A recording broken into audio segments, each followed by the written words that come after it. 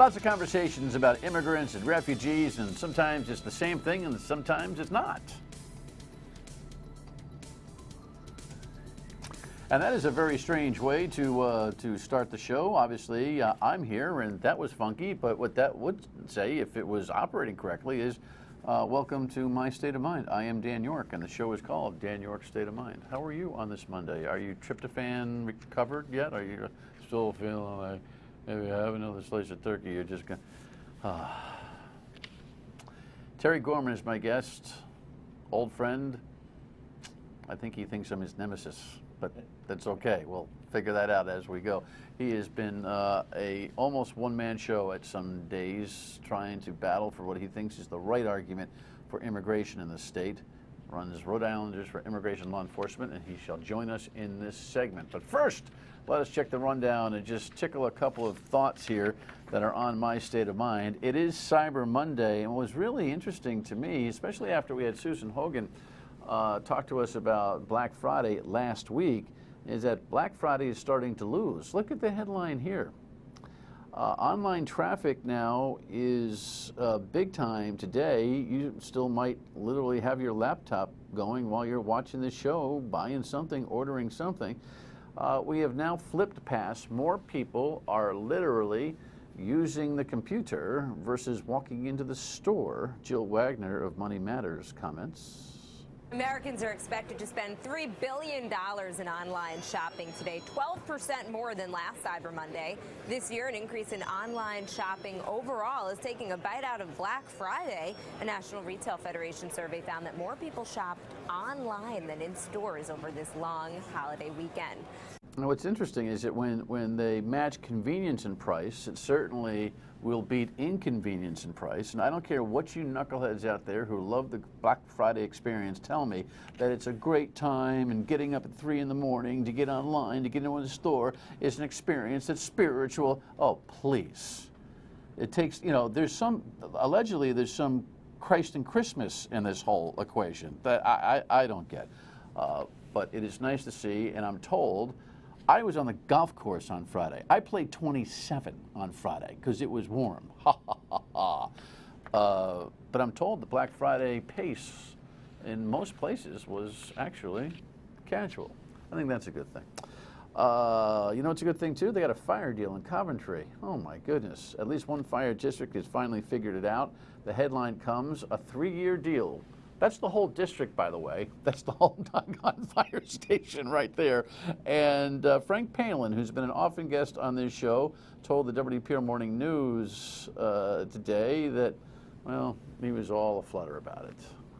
There were a lot of concessions. I'm not sure the firefighters are the happiest campers in the world, but the way they win is they still have a job, because it took until they reached a point where they were convinced that I was going to drive the bus off the cliff. It was close or get a deal that the taxpayers could afford, and we got a deal that the taxpayers could afford. Reportedly, there's like $900,000 of annual savings for a tiny little district like that. That's a good thing. Minimum manning has gone down from 4 to 2. This is all effective in January, I guess. Some vacation time policies, especially with public employees, you think is kind of abuse. This one seems to be a little bit more tempered, and there's all sorts of actual staffing reductions that went along with this whole thing. So finally, the Coventry Fire District is off the deal. But can I just say this about all of these fire districts? They all have to go. They have to go. Do not think that this is the way it should be. The General Assembly needs to eliminate over time, the next 3 to 5 years, all fire districts. We're not living in the 1700s anymore. Too much pain, no gain. The taxpayers are not being well served by these systems of little fiefdoms of fire districts all over the place. Come on, man. Coffee up. That's what the truckers are saying. Now, this is ahead of the news cycle. Well, it was on the radio today. Weekdays noon to 3, where you can hear the Dan York Show. See the headline and the letterhead, Rhode Island Trucking Association. They sent out a press release that amongst the things it's asking for is a complete vetting of the Roadworks truck toll program, including but not limited to, how many tolls do you want to put up, Governor and DOT, And how much money are you projecting each of those tolls will actually bring us? Gee, I could have had a V8. So far, the General Assembly hasn't even asked that question, and half of it, meaning the Senate last year, passed a bill to put up the tolls, to create an authority to execute the tolls for the trucks, and never asked that question. In fact, the legislation demanded that they didn't, that there's just a conceptual agreement that the trucks should be tolled and the DOT will figure it out as they go. Bill Fisher is a spokesperson for the Truckers Association. I firmly believe that the administration knows exactly where they want to put them. If they didn't know where they were going to put the tolls, there's no way they could base revenue projections to repay the bonds. See, I'm not as certain about that. Let's put that information out there so that small businesses can understand, how many times they're going to get pinged. Well, yeah, I think that's fair. And what I was saying to Bill is I'm not sure about that, because here's what's happening. Thankfully, this request is going to produce one of two answers. One, okay, here's where the tolls are and here's what they're going to cost. Or B, we don't know. If the answer is B, we don't know, guess what? It can't get passed. And so this is the kind of thing that the General Assembly should have already done. This is the kind of thing that the Romano administration should already put on a PowerPoint presentation. That they need a public records request, a legal effort, in order to get this information. It should be embarrassing to everybody. We shall see. I don't think we're going to be Gronkless the whole way. The word came out today, although this headline is very, very, very, very, very depressing. Only for you Patriots fans, of course. I mean, the way Gronk was writhing around last night on the ground, you'd think that it was a season-ending injury, but reports are today that it was only one game, meaning it'll only be one game. We'll see. Hey, listen, they had to lose at some juncture. Bill Belichick was asked questions about Gronk and a whole bunch of other things. It almost doesn't matter that you can't hear the question. The response is, well, Belichick priceless. Just given how much Rob has given you over the years when he's down like that, what are your emotions when you feel when you saw him in that condition? Well, what do you think?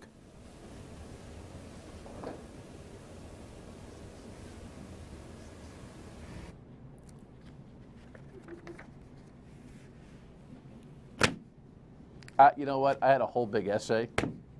I'm just leaving it there. Cranky doesn't even begin to start. I mean, I don't know what he's so upset about. They're 10-1. You're a Giant fan. All you got to do is beat Washington and create some separation. And what do? We lay an egg. I don't know.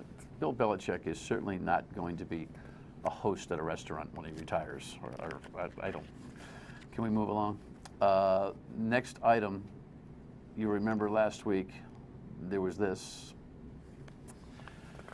and there was this, and both of those are part of the subject matter for this evening. A guy who's a lot more pleasant than Bill Belichick, I can promise you that, even when you and I don't agree. How are you, my friend? Very good, thank you, Dan. Terry Gorman is with us from Rhode Island Immigration Law Enforcement. Why is he so cranky, Thanks. by the way? Why is he? Dan, he never changes. He wasn't any more cranky then than he has been in many other instances. He's unbelievable. Yeah. Absolutely unbelievable.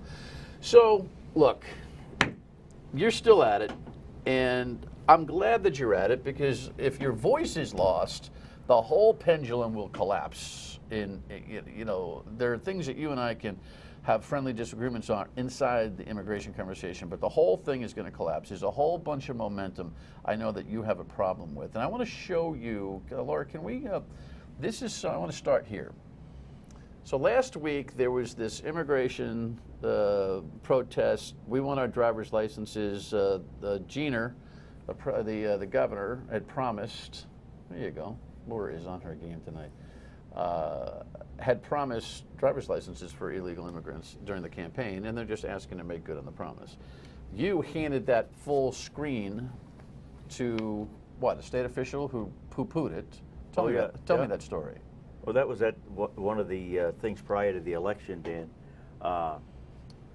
We were outside passing out these flyers, and Nellie Gorbea came up.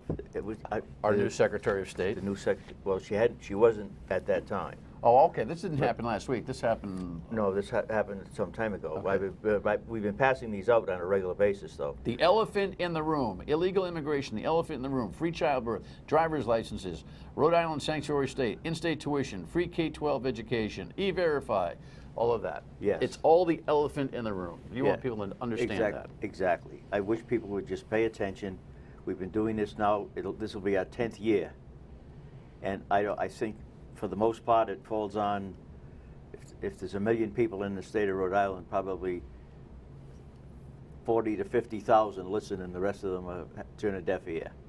And they have to wake up someday, because it's the elephant in the room. All right, what bothers you gonna about the take care driver's of it. license thing? Let's talk about that. There's two issues really for tonight. The driver's license thing, and of course the Syrian refugee situation it for some reason has become a morphed conversation. I don't think it should, but we'll talk about it. What's your problem with the driver's licenses for illegal immigrants? Well, it goes back to a lot of other things that it's a trust issue, Dan, and I don't trust our government to sit for as far as I can throw them. And it's already been, we have a policy that's already been written in the prior administration without anyone knowing it, to give driver's licenses to illegal aliens. The policy is already written. Tony Silva, when he was the director of motor vehicles, drafted the policy. He told me that personally. And Dan McKee knows all about it also. So, but it's already drafted. So the minute the governor would say we want the policy, they can roll it out.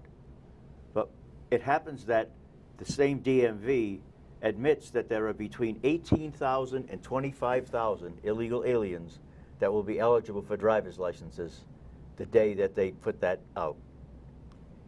How many different languages do you think they would have to provide testing in or whatever to these 18 to 25,000 people? Where does the money come from for that? Right. Well, why don't we do this? I'll have you give the answers. Okay. Maybe there aren't any. But if you want to know the answers, let me pause here, then we'll get into this conversation a little bit more. Don't go anywhere. Be right back.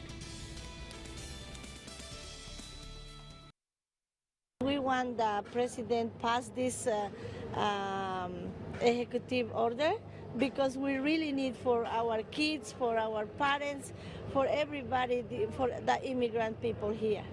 Just a reminder that the immigration conversation is not just here in Rhode Island. I don't think I need to remind you of that, but that comes from the March for Immigrant Families and Ending Deportations. And that was a Bolivian USA immigrant from the weekend. Terry Gorman from RILE, Rhode Islanders for Immigration Law Enforcement, is with us, and I stopped him dead in the middle of a conversation about the driver's licenses, and so we shall continue with that in this segment. So you're saying there's 18 to 25,000 illegal aliens, undocumented citizens, however, undocumented immigrants. God, it's just I wish we could all get on the same page. The Division of Motor Vehicles says that. Okay, they said that's where that figure came from. So if we transition all those non-licensed drivers to licensed drivers, what are you projecting the budget cost to the state would be? Well, California, you know, it's a mega problem in California. But their governor says it costs $75 million to transition all of the illegal aliens in California into driver's licenses. So, you know, we're just a pimple to them. You know, that's nothing. But California costs $50 per person to get them a driver's license. Mm-hmm. So if we have 21,000 that at $50 a person, we say it's supposed to be $30. When did Rhode Island ever do anything cheaper than anybody else in the country? I don't know what that would come out to, but it's just millions. Doing some quick math. Lex, do the math on that, will you? Yeah, it's 20,000 times, that's $6 million times 30, and if it's 50, it's $10 million. Yes. Yeah. See? And I didn't need the investigations math to figure that one out in my head. Where does that money come from, Dan? You know, and the computer system that we have now is so antiquated that we had. I'm pretty sure I have this right. Why don't we charge the undocumented immigrants, illegal aliens, say it the way you want, that very additional fee to cover the cost? At least you got the taxpayer thing out of it. Well, if we were going to allow it, I would assume that somebody would have the foresight to say, look, we got to charge more money than $30. Correct. You know, but I doubt that also. You know, what I'm saying is there should be. I'm good with an uneven rate. Yeah. Well, you know, for what we have to pay and what they have to pay, because I see a rationale for a different kind of license, a la some of the other states. Just, you know, that is specifically and exclusively only for legal status on the road. Well, if they could define that in a trustworthy fashion, Dan, I might make some concessions. I don't think so, but I might. But the way they're doing it now, they have a process in there where there's certain, if illegal aliens meet certain qualifications, they don't have to take the road test. They don't have to take the written test. They're just going to get a driver's license if they meet certain when I went to Ireland this past spring, a little family vacation, they were going to give me a license they were going to give me a rental car on the wrong side of the road with a car I've never driven before, and they're good luck. I mean, so you got to figure it out somehow. But they knew you were coming, Dan.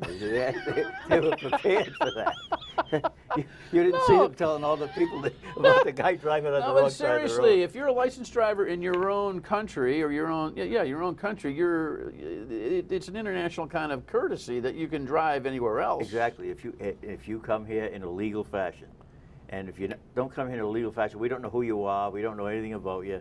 You shouldn't. But isn't documentation different than the actual on the road stuff? In fact, isn't the driver's license thing about documentation? Or some kind of status of driver's license for illegals that we get, and we get them insured and blah, blah, blah, blah, blah, all that. Well, but then again, it goes back to that same word again, Dan, trust.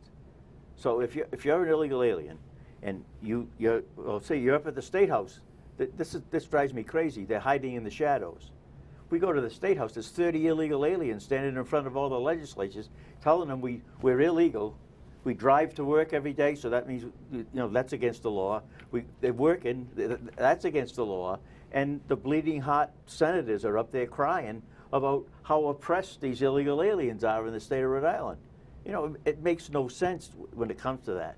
And with the driver's licenses, that once they learn how to, they get a driver's license, how do they navigate throughout the state of Rhode Island? They navigate now somehow. I don't know how, but I don't think it's a very good.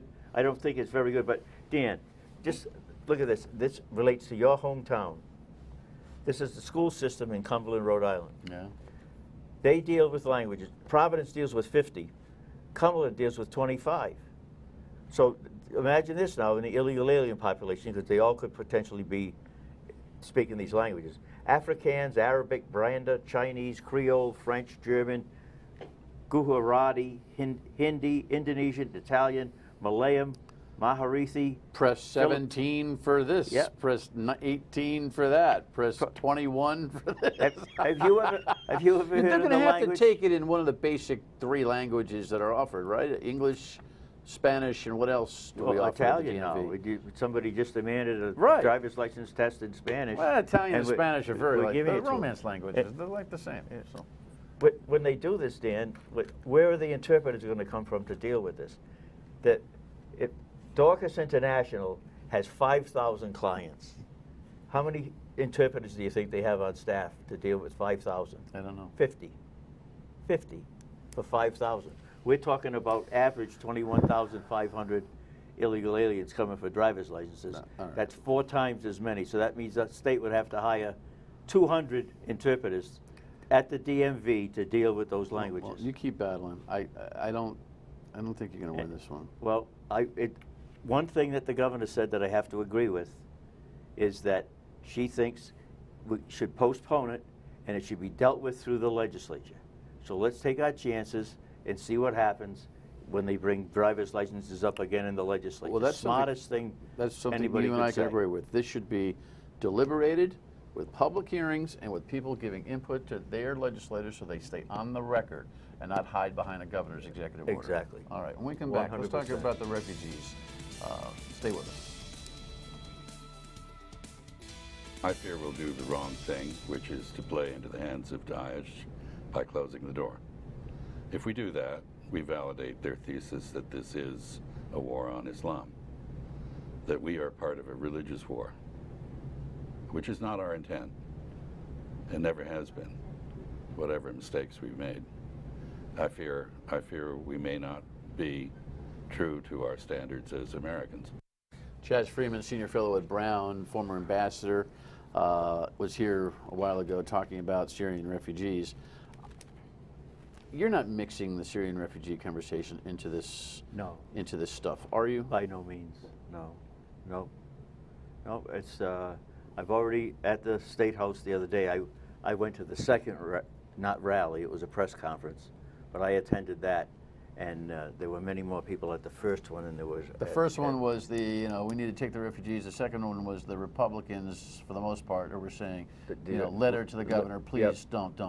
Put delay like the Congress. It's not a local decision, the House of Terry, by the way. Oh no, it's a federal decision. Yeah, that was nothing but a show you went to last week. Yeah, well, I know the president determines how many refugees are going to be let in.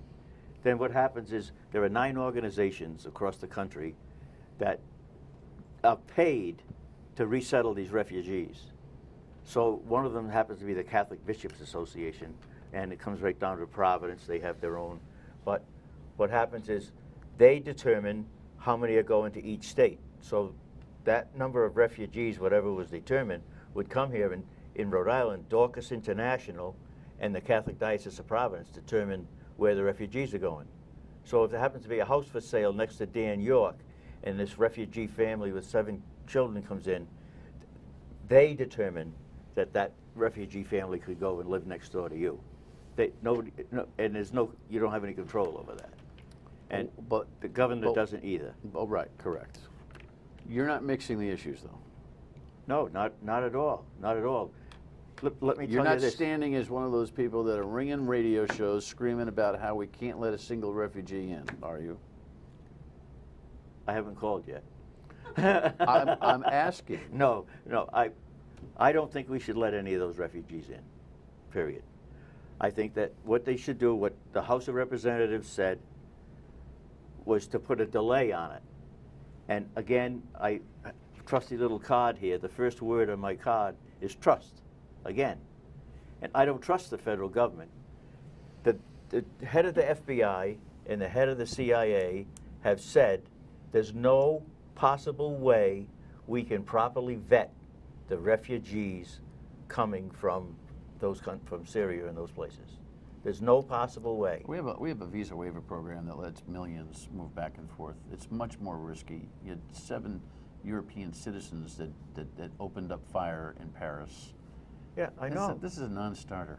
Well, I disagree. I don't think.